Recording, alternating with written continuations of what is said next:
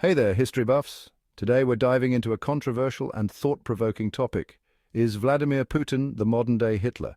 Now, let's clear the air.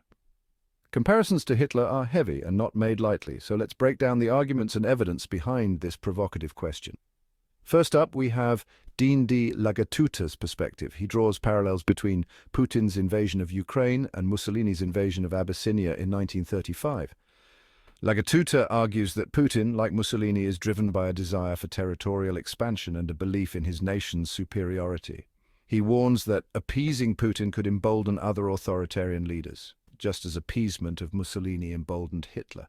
Lagatuta insists that supporting Ukraine is crucial, not just for their sovereignty but for global stability.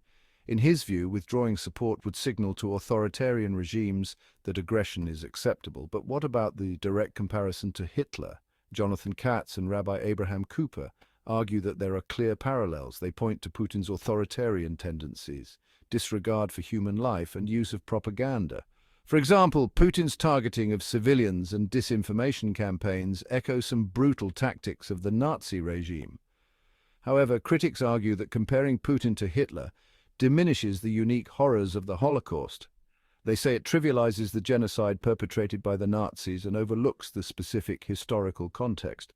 John Stoyer suggests focusing on the immediate humanitarian crisis in Ukraine rather than historical analogies. Others believe Putin's actions are part of a calculated strategy to expand Russian influence, not to replicate Nazi ideology. They argue that while Putin's methods may be brutal, his goals are different from Hitler's. So, what's the verdict? The debate over Putin and Hitler continues, reflecting the complexities of understanding the current conflict and its historical echoes.